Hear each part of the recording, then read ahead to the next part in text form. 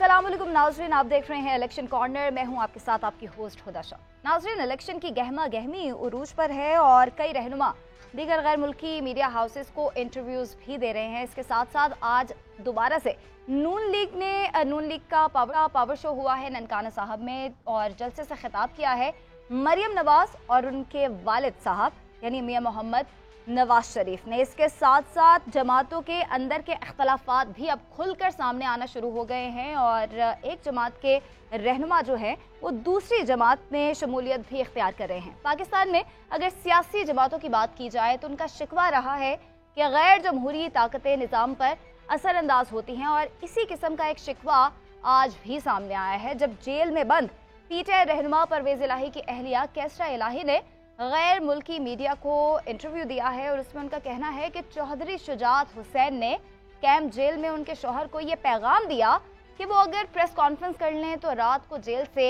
बाहर होंगे। सारे मामले पर बात करने के लिए हमें आज ज्वाइन किया है आरिफ हमीद भट्टी साहब ने, सीनियर तज्जियाकार। भट्टी साहब, इस तरह का बयान देना चौधरी शुजात हुसैन के नाम पे कैसरा इलाही ने ये इंटरव्यू दिया है, उनका नाम लिया है। हमने देखा माजी में कि बहुत सी प्रेस कॉन्फ्रेंसेस ऐसी आई जिसके बाद ना सिर्फ केसेस ख़त्म हुए बल्कि जेल से रिहाई भी मिल गई। आपको क्या लगता है चौधरी शुजात हुसैन अगर ये प्रेस कॉन्फ्रेंस की अगर उन्होंने परवेज़ इलाही से बात की है तो वो माजी की सारी प्रेस कॉन्फ्रेंसेस को देख के उन्होंने उनको ये मशवरा दिया था या उनके पास कोई ऐसी कोई ज़मानत थी? बिस्मिल्लाहिर्रहमानिर्रहीम। देखिए, आपने दर्जनों इंटरव्यू और प्रेस कॉन्फ्रेंसेस सुनी होंगी, वो इन्हीं पसे पर्दा होने वाले मज़ाकरात का नतीजा था। अगर आप तरीके इंसाफ से ला तलकी का इजहार कर दें और तरीके इंसाफ के बानी के खिलाफ बयानात दें, आपके मुकदमात ख़त्म कर देंगे। आपकी आवाज़ कम आ रही है। मेरे ख्याल में ये कैंप जेल का वाक़या है। हाँ, उस दिन जीएनए ने खबर भी ये ब्रेक की थी कि चौधरी शुजात साहब जब उनसे मिलने गए तो उन्हें हमारे ज़राए ने भी ये कहा था कि शुजात साहब ने कहा है जी कल आपकी रात आप अपने घर सोएंगे, लेकिन उसकी शर्त है कि आप भी, मोनस इलाही भी और आपके तमाम लोग तरीके इंसाफ को छोड़ें। तो जिस पर परवेज़ इलाही साहब ने कहा था अगर माजी में भी ये गलत बयानी करते रहे तो मैं कर दूं, तो उन्होंने कहा नहीं, मुझे 100% मैं गारंटी के साथ आया हूं और कल की शाम आप अपने घर होंगे। अब उनकी अहलिया ने जो कह दिया तो हम यकीन से कह सकते हैं कि यकीनी बात है कि ये बात हुई थी। अब उनको नवाज शरीफ ने यकीन दहानी कराई थी या मौजूदा निगरान हुकूमत ने या पीडीएम ने, बज़ाहिर इस बात में खासी हकीकत नज़र आ रही है। आप देखें ना, सदाकत बुहारी भी, अब्बासी भी, सॉरी माफ़ी चाहता हूँ, 9 मई के मेन थे, लेकिन जब उन्होंने प्रेस कॉन्फ्रेंस कर दी तो उनके मुकदमात, उसके बाद उनकी गिरफ्तारी की कोई खबर नहीं आई। ऐसे ही लातदाद लोग थे जिन्होंने तरीके इंसाफ से ला तलकी का इजहार कर दिया, या वो अचानक लापता हो गए या उन पर मुकदमात हुए, महीने सवे महीने बाद गुम हुए तो अचानक किसी टॉक शो से बरामद हो गए। तो बदकिस्मती ये है कि जमहूरियत में, डिक्टेटरशिप में तो ये होते थे मुशर्रफ दौर में या मुशर्रफ में नहीं, ज़िया-उल हक दौर में, लेकिन आजकल बज़ाहिर एक निगरान हुकूमत के दौर में ऐसी लाकानूनियत जमहूरियत के कमज़ोरी की निशानदेही कर रही है। अच्छा भट्टी साहब, एक और उनका बयान भी सामने आया है जिसमें उन्होंने कहा है कि हम अपने कारकुनान को मुश्किल में नहीं डाल सकते। जो इलेक्शन मुहिम है हम उस तरह नहीं चला सकते जिस तरह हम दीगर इलेक्शंस में चलाते आए हैं। इसकी क्या वजह है? हमने देखा कि माजी में पीटीआई अब से कुछ अर्सा पहले तक पीटीआई ने लेवल प्लेइंग फील्ड ना मिलने का शिकवा भी किया और केस भी चल रहा था। देखिए, पीटीआई तो कहती या नहीं कहती, बीइंग ए जर्नलिस्ट जो इतना मैंने देखा है कि मासवाए तरीके इंसाफ के तमाम जमातों को, कुछ को सरकारी सरपरस्ती रहता है, पर सरकारी प्रोटोकॉल में वो अपनी इंतहाबी मुहिम चला रहे हैं, और बाज़ जगह, बेशुमार जगह देखा है कि पीटीआई के लोग अपने हलकों में भी जाते हैं तो गिरफ्तार कर लिया जाता है, उनके बैनर पंफलेट उतार दिए जाते हैं। तो बदकिस्मती देखें कि ये दुनिया में एक पहला इलेक्शन होगा कि इलेक्शन होता है कि कोई भी उम्मीदवार किसी भी जमात का अपने हलके के लोगों के पास जाता है, अपना मंशूर डिस्कस करता है, उनके मसाइल सुनता है और उन्हें हल कराने की यकीन दहानी करता है। झूठ बोलता है या गलत बोलता है वो बहुत अलग है, लेकिन ये पहला इलेक्शन है जिसमें दफ़ा 144 उस वक्त लगाई गई। 144 है कि 4 से ज़्यादा लोग इकट्ठे नहीं हो सकते।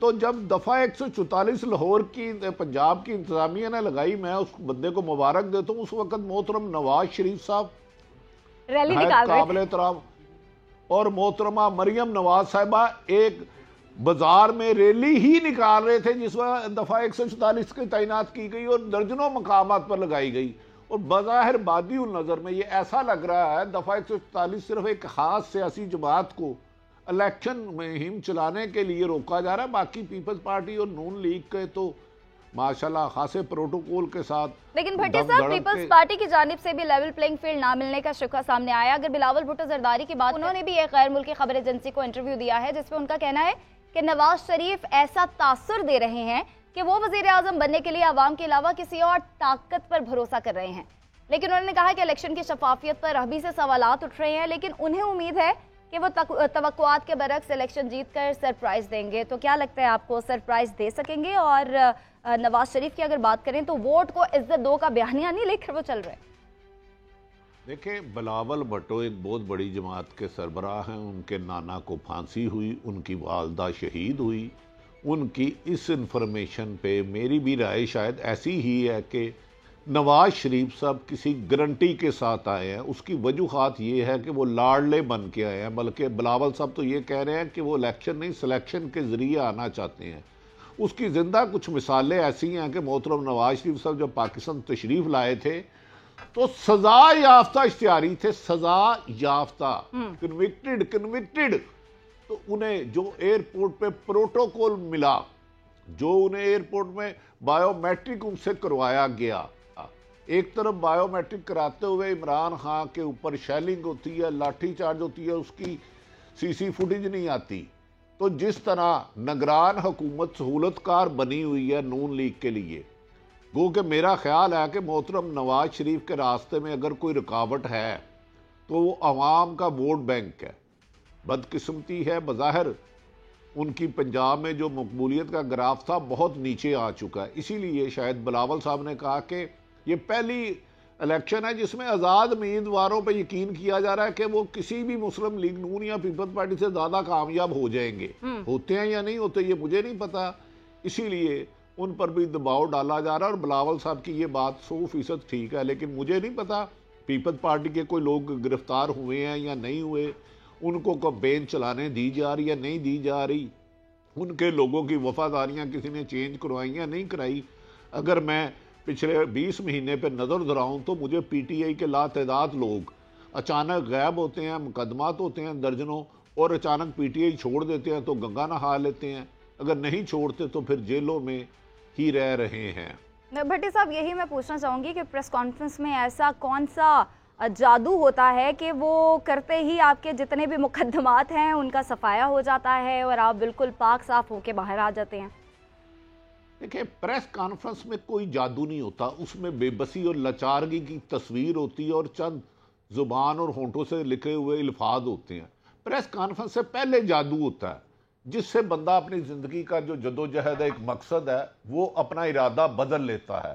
شاید انسانی جسم گوشت اور ہڈیوں کا زیادہ سختی برداشت نہیں کر سکتا، پریس کانفرنس اگر کسی کو ویسے کروائی جائے تو وہ شاید اپنی مرضی سے کرے، لیکن جب پریس کانفرنس سے پہلے جو جادو ہوتا ہے اس میں تو پتھر بھی بول پڑتے ہیں۔ لیکن بھٹی صاحب دیگر یہ جو جماعتیں ہیں، یہ پی ٹی آئی رہنما جنہوں نے پریس کانفرنسز کی ہے ان پہ یہ تنقید بھی تو کر رہے ہیں اور یہ الزام بھی تو لگا رہے ہیں کہ جناب یہ پارٹی نہیں ہوتی ہے، جتنے بھی مشکل حالات ہو جائیں آپ اپنے لیڈر کے ساتھ کھڑے رہتے ہیں۔ نون لیگ اسپیشلی اس بات کو بہت زیادہ ہوا دیتی ہے۔ ہاں، نون لیگ یہ کہہ سکتی ہے، یقیناً جب ضیاء الحق آئے تو جو پیپلز پارٹی تھی اسے ختم کرنے کے لیے اینٹی پیپلز پارٹی ووٹ تھا، جنیجو لیگ بنی، اس وقت نواز شریف طریقے استقلال میں تھے۔ کیا میں صرف میاں صاحب سے ایک گزارش کرتا ہوں، میاں صاحب حقائق شاید تلخ ہے، 2002 میں مسلم لیگ نون کی پاکستان بھر میں کتنی سیٹیں تھیں؟ یہ نہیں ہوتا، وہ اس کے لیے ہم اسے لیے کہتے ہیں کہ وہ ایک ڈکٹیٹر تھا، مشرف ضیاء الحق ڈکٹیٹر تھا، لیکن کسی نگران حکومت میں یہ جانبداری میرے لیے بینگ اے جرنلسٹ میرے لیے ایک تعجب ہے، حیرت ہے کہ انبلیویبل ہے۔ بظاہر جمہوریت بھی ہے، ڈکٹیٹر بھی نہیں ہے، ہم کسی کو یہ بھی نہیں کہہ سکتے۔ ضیاء الحق کے دور میں ہم کہتے تھے ہم مشرف دور میں کہتے تھے، لیکن مشرف دور میں آج سے 10% سختی بھی نہیں تھی. تو یہ جو آپ ہیں نا محترمہ، اگر آپ بھی چلی جائیں اور پریس کانفرنس کریں تو آپ کہیں گے دوسری جنگ عظیم میں پہلا بم میں نے مارا تھا. اللہ تعالیٰ دشمن کو بھی وہ وقت نہ دکھائے. یہ تو سب ہمارے پاکستانی بھائی ہیں، چاہے وہ نون لیگ سے ہیں، پیپلز پارٹی سے ہیں. بدقسمتی ہے کہ جو یہ الزام لگ رہا ہے کہ زبردستی ہمدردیاں چھڑوائی جا رہی ہیں، اس میں کہیں نہ کہیں حقیقت نام کی کوئی چیز نظر آتی ہے. لیکن میں صرف نون لیگ سے اور پیپلز پارٹی سے دونوں سے اور مطالبہ کرتا ہوں، خدارا یہ کام نہ کریں. کل کو آپ کے ساتھ بھی یہ ہوگا. یہ جو راستہ آپ نے دکھا دیا ہے بھٹی صاحب، یہ ہمارے یہ پہلی بار تو نہیں ہو رہا ہے اس طرح کی. یہ دیکھیں نا، لاڈلا ازم کی جو بات ہے یہ ہم نے پچھلی ہی دور حکومت میں بھی دیکھی. جن کی حکومت تھی ان کے بارے میں کہا جاتا تھا کہ جی یہ لاڈلا ہے، یہ لاڈلا ہے، اور اب بھی وہی باتیں ہو رہی ہیں. تو یہ لاڈلا ازم جو ہے وہ کب ختم ہوگا؟ ہمارے سیاستدان جو ہیں وہ کب اپنی غلطیوں سے سیکھیں گے؟ اچھا، یہ تو آپ نے بالکل سچ کہا. پہلی بار نہیں ہوتا. بعض لوگ سیاسی جماعتیں بناتے بھی ہیں، توڑتے بھی ہیں. لیکن مجھے تاریخ میں 14 اگست 1947 کو اگر پاکستان بنا تھا، اگر میری میموری ٹھیک کہہ رہی ہے، کون سا وزیر اعظم ہے عمران خان کے علاوہ جس پہ 200 مقدمات ہوئے ہیں؟ کون سی ایسی جماعت ہے جس کی 90% قیادت گرفتار ہوئی ہے؟ کون سی ایسی سیاسی جماعت ہے آج تک کے الیکشن شیڈول کے بعد، بشمول پیپلز پارٹی نون، الیکشن شیڈول کے بعد لفظ کہہ رہا ہوں، جس سے اس کا نشان چھین لیا جائے؟ وہ الیکشن کمیشن نشان چھینے کہ جو خود 90 دن میں الیکشن نہیں کرا سکتا. اس الیکشن کمیشن کے فیصلے کو اسلام آباد اور پشاور ہائی کورٹ نے ختم کیا، اور سپریم کورٹ نے اسلام آباد پشاور ہائی کورٹ کے خلاف فیصلہ دیا اور الیکشن کمیشن رکھا جو خود پنجاب، کے پی کے اور بشمول چاروں صوبوں میں الیکشن نہیں کرا سکے. ماضی میں ہوتی رہی، یہ نہیں کہ پہلی دفعہ ہوئی ہے، لیکن اس دفعہ انتہا ہو گئی ہے. پنجابی کہتے ہیں انی پہ گئی ہے. توڑ جوڑ ہوتا تھا، سختیاں ہوتی تھی ہر الیکشن کے بعد. ایون کہ جب نواز شریف صاحب ملک کے وزیر اعظم بنے 13 میں، تو آصف علی زرداری صاحب نے کہا RO کے الیکشن ہے. لیکن جو اب ہو رہا ہے اس کے قریب سے بھی نہیں کام ہو رہا تھا. لیکن اگر ماضی میں غلط کام ہوتا رہا تو اس کا بہترین طریقہ ہے کہ موجودہ حکومت جوڈیشل کمیشن بنا لے. 18 میں اگر دھاندلی ہوئی تھی ان کے ذمہ داروں کو بھی سزا دے دے. 13 میں اور جو اب ہو رہا ہے اس پہ بھی بنا لیا جائے. جن کی حکومت آتی ہے وہ اپنے کیسز جو ہے بھٹی صاحب وہ معاف کروا دیتے ہیں. بھٹی صاحب ہمارے ساتھ موجود.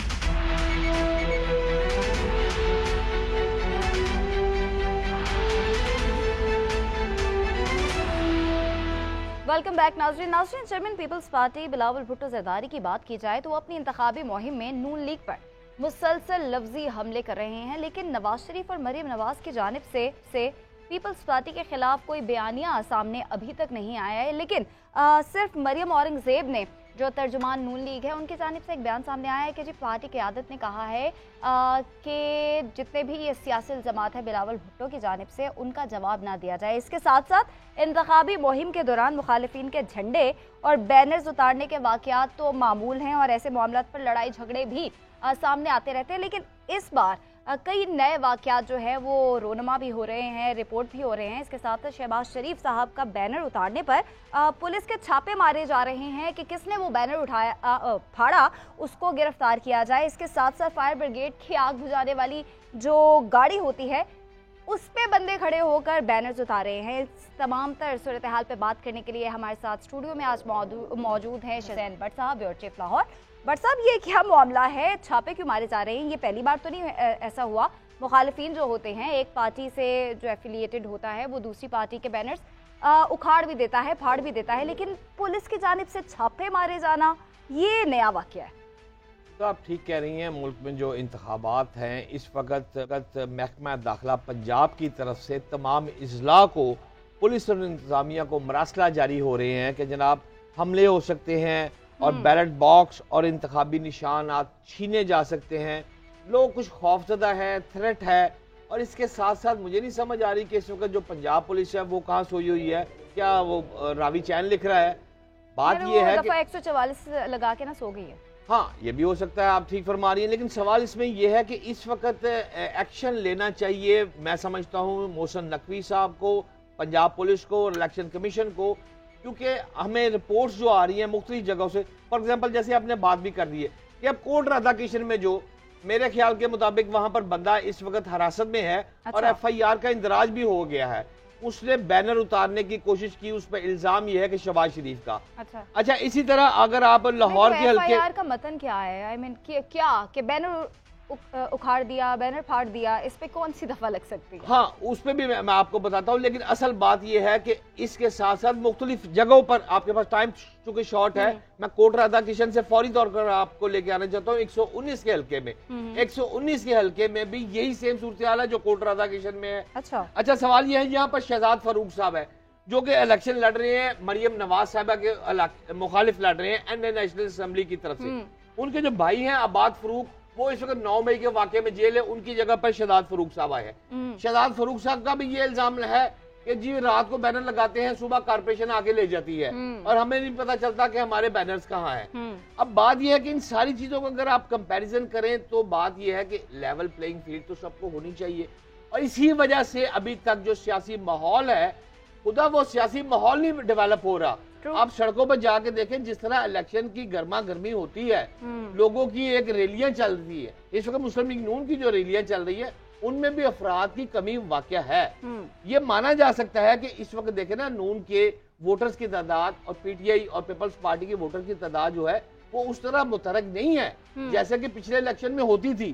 اگر آپ پچھلے الیکشن کی طرف جائیں تو وہاں اس وقت تحریک انصاف اور اتحادی جماعتوں نے 4 کروڑ جو ہے وہ 1 لاکھ سے زائد ووٹ لیے تھے. اچھا اس طرح اپوزیشن جماعتوں نے بھی مل کر 4 کروڑ 66 لاکھ سے زائد ووٹ لیے تھے. اب میں کہنا یہ چاہ رہا ہوں کہ اپوزیشن کے حکومتی اتحاد کے جو ووٹ ہیں وہ پچھلے الیکشن میں بھی اگر آپ 2018 کا کمپیریزن کر لیں تو 66 لاکھ کی تعداد اپوزیشن کی پی ٹی آئی سے زیادہ تھی. اچھا تو بٹ صاحب یہ جو بلاول بھٹو زرداری کی جانب سے تنقید کے نشتر برسائے جاتے ہیں لیکن نون لیگ خاموش ہے, ان کا کوئی بھی رد عمل سامنے نہیں آیا, اس کے پیچھے حکمت عملی کیا ہے؟ دیکھیں وہ بڑی باریک سی بات ہے. پھر اس وقت آصف علی زرداری اور میں جو فیل کر رہا ہوں میاں محمد نواز شریف کی پالیسی ایک جانب جا رہی ہے, وہ ایک پیج پر جا رہے ہیں, جبکہ بلاول بھٹو سخت زبان استعمال کریں. اچھا سخت زبان استعمال کر کیوں رہے ہیں بھائی؟ 127 لاہور سے وہ این اے کا الیکشن لڑ رہے ہیں. پہلی دفعہ بلاول صاحب اس طرح آگے لاہور میں جناب تلوار لے کے کھڑے ہو گئے, پہلی بار لاہور سے الیکشن لڑ رہی ہیں نا, تو ان کو سیٹ تو ہر صورت چاہیے. ہاں بالکل. اب بلاول صاحب اگر یہاں سے نہیں جیتے, اتنا قد کاٹ والا آدمی ہے تو اس کو بڑی مشکل ہو جائے گی. بڑے جو ہیں وہ ایک پیج پر ہیں, چھوٹے جو ہیں وہ تنقید کے نثر بیان کر رہے ہیں اور ان کو یہ کرنے بھی دیا جا رہا ہے. بٹ صاحب ہمارے ساتھ موجود ہے بیورو چیف لاہور, آپ کا بہت شکریہ. ناظرین یہاں وقت ہوا ایک بریک کا.